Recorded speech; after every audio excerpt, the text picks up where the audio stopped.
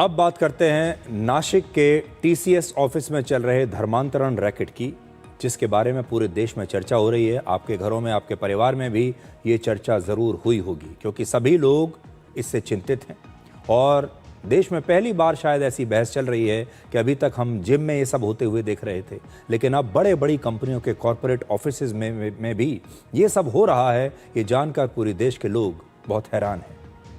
आज हम आपको ये बताते हैं कि टीसीएस में, इस नासिक ऑफिस में जिन लड़कियों को निशाना बनाया जाता था, उनमें कुछ खास बातें देखी जाती थी। पहले से उनकी प्रोफाइलिंग की जाती थी। इन लड़कियों को कुछ खास कसौटियों पर पहले परखा जाता था।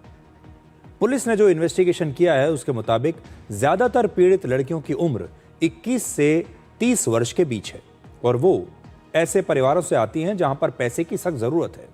सभी लड़कियां एसोसिएट लेवल पर काम करती थीं और इनकी औसत सैलरी करीब 20,000 रुपए प्रति महीने थी। यानी टीसीएस में ऐसी लड़कियों को शिकार बनाया जाता था जिनकी उम्र कम है, जिनकी सैलरी भी कम है और जिन्हें नौकरी की बहुत ज्यादा जरूरत है।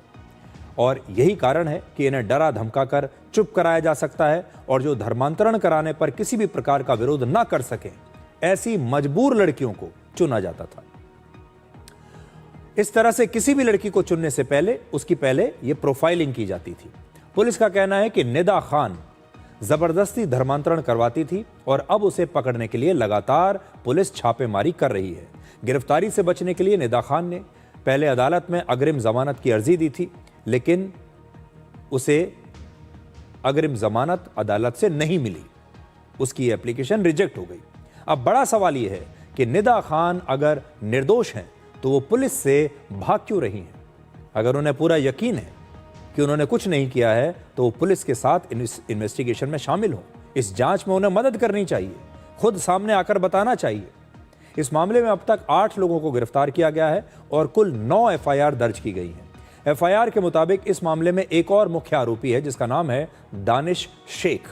और दानिश ने पीड़िता की पहचान अपने साथियों तौसिफ और निदा से करवाई थी, जिसमें जो पीड़िता है, जिसने शिकायत की है, उसका ऐसा कहना है। आरोप है कि उन्होंने हिंदू रीति रिवाजों और देवी देवताओं का मजाक उड़ाया और वो पीड़ितों के सामने, इन लड़कियों के सामने हिंदू धर्म के बारे में आपत्तिजनक टिप्पणियां किया करते थे, ताकि पीड़ितों को उकसाया जा सके, उन पर मानसिक दबाव बन सके, उन्हें एक प्रकार से ब्रेन वॉश किया जा सके।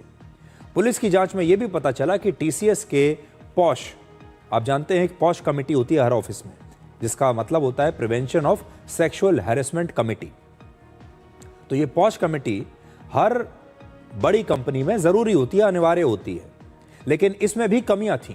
इस पॉश कमेटी में कई सदस्य लोकल नहीं थे और इसकी जो मीटिंग्स हुआ करती थी वो वीडियो कॉन्फ्रेंस के जरिए हो रही थी। अब पुलिस ने सुझाव दिया है कि इस कमेटी में स्थानीय सदस्य होने चाहिए और हर 3 हफ्तों में एक फिजिकल मीटिंग होनी चाहिए, यानी आमने सामने मीटिंग होनी चाहिए। पिछले हफ्ते टीसीएस ने इस पूरे विवाद पर अपना पक्ष रखा था और बताया था कि कंपनी ने इस मामले की जांच के लिए एक कमेटी बनाई है। टीसीएस ने यह भी कहा था कि निदा खान एचआर मैनेजर नहीं है, बल्कि सिर्फ एक प्रोसेस एसोसिएट है, वो किसी बहुत ऊंचे पद पर नहीं थी।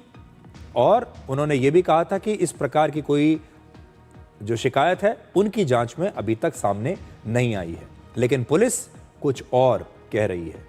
आज हम ये सुझाव एक बार फिर से रखना चाहेंगे सरकार के सामने, प्रशासन के सामने, कि हर जिले में जो इस प्रकार की बड़ी कंपनियों के दफ्तर होते हैं या कंपनियों की फैक्ट्रियां होती हैं, जहां पर 50-100 से ज़्यादा कर्मचारी काम करते हैं, हर कंपनी की अपनी अलग एचआर पॉलिसीज़ होती हैं। और फिर वो कंपनी के दफ्तर में, उस 4 दीवारी में, वो जो एचआर पॉलिसीज़ होती हैं उसकी, वही एक संविधान की तरह चलती है। एक अलग देश की तरह वो कंपनी चलती है, जहाँ के नियम कानून बिल्कुल अलग है।